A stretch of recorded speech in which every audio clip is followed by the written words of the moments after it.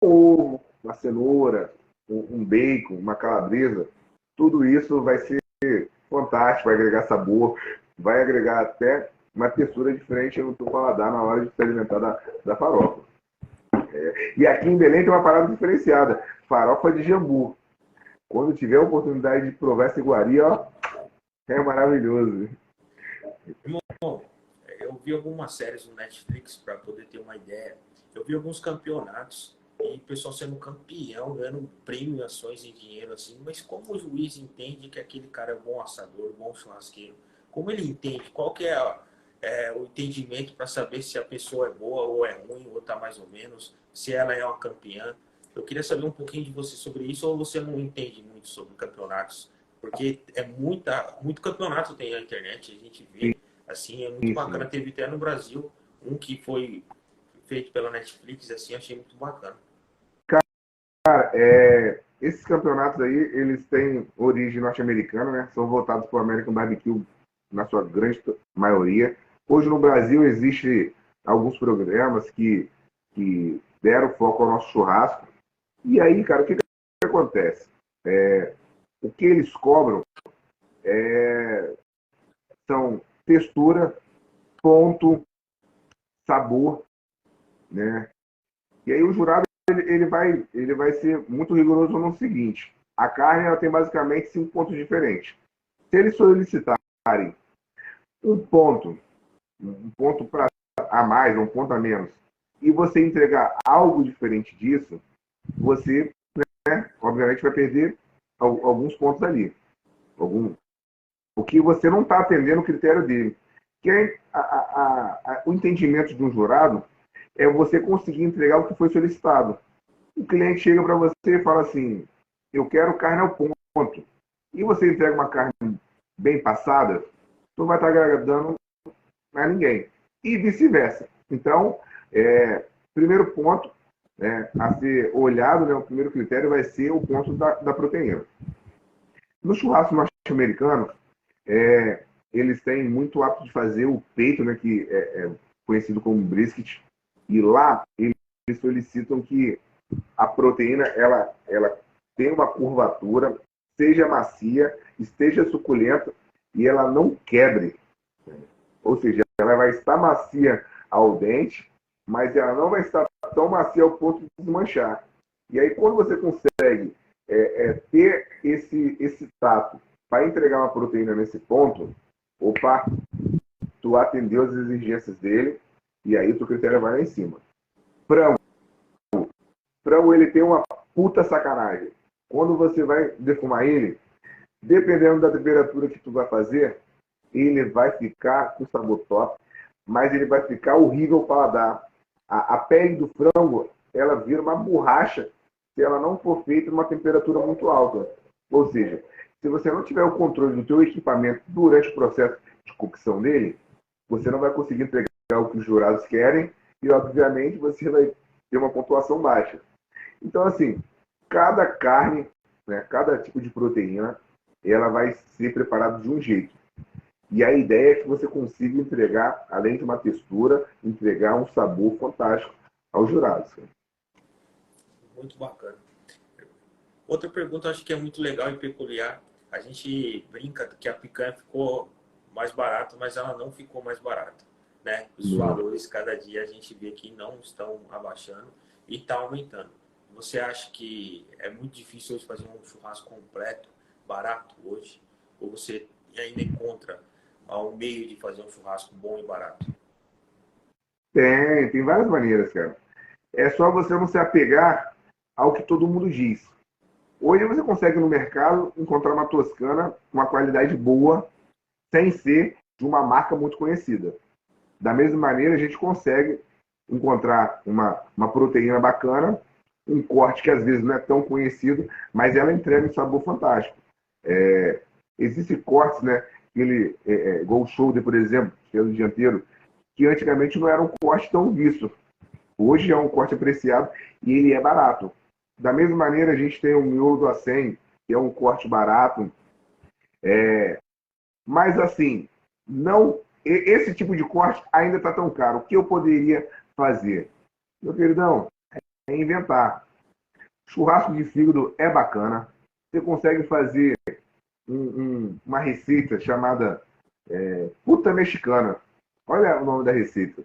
Que é com miúdo do boi, todo mundo, todos os miúdos dentro de uma trouxa de papel alumínio, temperado e ó, enroladinho, botar ali para cozinhar durante umas 2 horas e vai te entregar um sabor absurdo. Nosso amigo Gerson aí, ó, acabou de falar da bananinha. A bananinha é um corte que é excelente, ela tem um custo-benefício muito alto, é um corte barato, é um corte extraído entre os ossos da costela, né? E aí ela pode ser dividida entre a bananinha do contrafilé, que é a parte superior, ou da costela, né, que é a parte inferior. Sendo que essa bananinha do contrafilé, ela é maior, tem mais carne, e ela se aproveita melhor do que a da parte da costela, que acaba sendo uma membrana um pouco menor. Então, assim, dá. E outra coisa, o frango, né? O frango ainda é muito barato e você consegue pegar partes diferentes do frango e temperar de maneiras diferentes, né? Hoje, como tu falou a questão de tempero, se a gente coloca um tempero, um exemplo, uma marinada com mostarda, uma tulipa, e coloca um glazer juntamente com barbecue e mel numa coxinha, tu vai ter proteínas parecidas com gostos completamente diferentes. Bacana demais. Bom, com a qualidade dessas carnes, a gente entende que você entende muito. Qual que é a carne que é a mais top hoje do momento, assim, que do churrasco, aquele top que você fala assim, poxa, fui fazer um churrasco na casa de fulano ou no festival, essa é rara, assim. Qual que é a rara do momento, né? Cara, hoje no mercado, raro a gente poderia tratar a proteína do Wagyu, né? Que é uma raça japonesa, que ela tem uma qualidade de marmoreio gigantesca. A gente poderia tratar também o dry age, que é uma carne maturada seco, que ela aí demora aí de 45 até 180 dias, se eu não me engano. Então, assim, dentre elas, eu acho que o dry age ela é o que é mais difícil de ser encontrado. Não é qualquer local que faça, não é qualquer um que tem essa expertise para poder fazer. E ela agrega uma maciez top, top, top na carne. Então, assim, é um diferencial muito bacana. A cerveja chega primeiro que o churrasco ou o churrasco chega primeiro no churrasco? Moço, para acender a churrasqueira tem que ter uma cerveja gelada do lado. Não é possível que seja diferente, cara. E hoje eu estou dando preferência, cara, à cerveja puro malte, até porque a gente está muito envolvida, né, com eventos diariamente. E o que acontece, cara? Quando a gente se dá a oportunidade de degustar todo tipo de assado, degustar todo tipo de cerveja que é ofertado, se a gente não tomar conta da saúde, a gente vai ficar daquele jeito. Com certeza. Irmão, a gente vê tudo bonitinho no Instagram, vocês postando.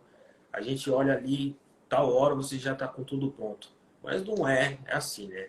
Meu, como é que. Quanto tempo vocês têm para fazer aquelas grandes quantidades de carne ali no fogo do chão? Que você vê ali que, cara, depois quando vocês começam o festival, tá tudo muito bonito, tá muito legal, mas começa bem antes, né, cara? Não é possível que é tão rápido para assar um carneiro, uma carne tão difícil assim de assar. Então, meu querido, quanto maior a proteína, maior o tempo de preparo dela. Vou estar começando falando da costela. A costela é uma costela aí de uns 20 quilos. Ela demora uma média aí de uns 10 a 12 horas para ser feita. Podendo ser feito em menos tempo? Podendo. Vai variar de acordo com carvão, lenha, temperatura local, qualidade dos animais. Nosso amigo chefe Urso aí está até comentando os bastidores. Os bastidores, né? Nem sempre é fácil, cara. Nem sempre é fácil conseguir conciliar um carvão de qualidade, com uma lenha razoável. Mas assim, a gente tenta fazer o possível, a gente se ajuda para a gente conseguir entregar uma parada bacana. O porco. O porco você consegue fazer ele de uns 40 quilos mais ou menos, umas 10, 12 horas também. Carneiro, por ele ter uma quantidade de carne reduzida e uma gordura muito pouquinha, em alguns casos é só carne, se toma aí umas 6 horas, mais ou menos. Então, assim, o preparo, né? O preparo do carneiro, por exemplo, ele acaba sendo até um pouco mais trabalhoso do que o porco. Ele possui algumas glândulas no corpo dele. Se você mastigar, ela vai dar um gosto muito ruim na boca. Então, é interessante que se retire todas essas glândulas antes de começar a fazer o preparo do assado, para que na hora de degustar, o cliente não sinta aquele gosto ruim, né, em determinado tipo de corte. O Mas os futebol, a bastidores é gente. sempre muito importante, cara. A gente costuma até dizer que, no nosso caso, os assadores, o nosso festival é na resenha da madrugada, né?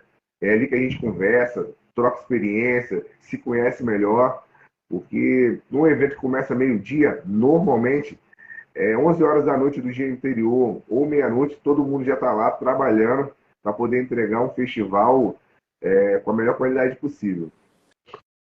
No futebol ou na música sempre tem as inspirações. Hoje o Bruno Capixaba se inspira em quem no churrasco? Cara, eu tenho muitos nomes assim que eu me inspiro, né?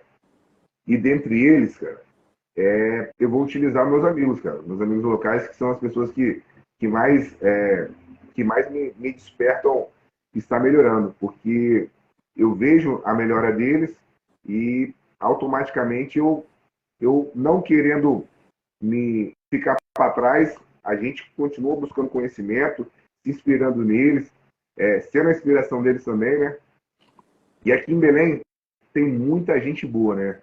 O próprio Boyle aí é um cara que sempre me ajudou no que eu pude, no que eu precisei. É um cara que ele tem um conhecimento vasto em várias áreas. Inclusive, ele está se mudando para São Paulo em breve aí. Vai ter teu vizinho aí. O Rui é um cara que ele entende muito de redes sociais. O cara ele tem uma expertise muito bacana. O Mário, ele saca muito de defumação. O Douglas também. O Henrique é um outro parceirão aí que está aí com a gente, tem um conhecimento vasto também, está sempre melhorando.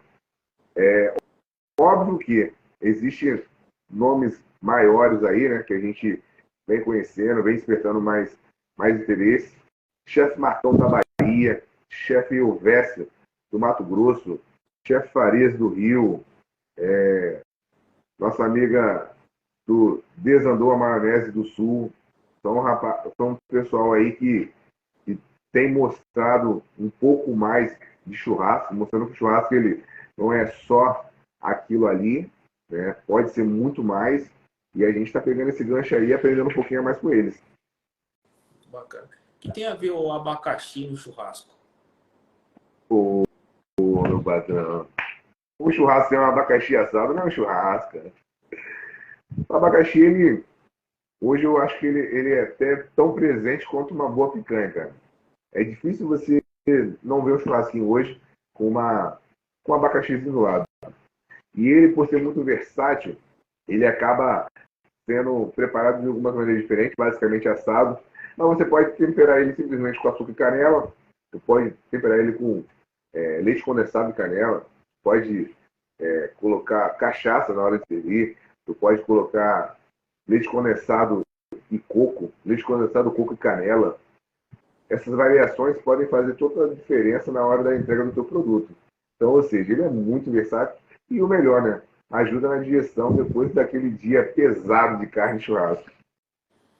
Quando a gente é convidado para um churrasco ou a gente convida, a gente sempre fala, vai ter aquele churrasquinho e aquela maionese. A maionese também não pode faltar. Rapaz, a maionese, cara. Hoje, quando você fala maionese, você diz a pasta, propriamente dito, ou a salada chamada A maionese? salada maionese, né? Eu acho que todo churrasco tem que ter, né, cara? Acho que Então, uma coisa aqui, também que não pode isso é um faltar, né? pouco cultural. É um pouco cultural. Da mesma maneira que aí no Sudeste se utiliza um pouco de maionese, né? Na hora de fazer.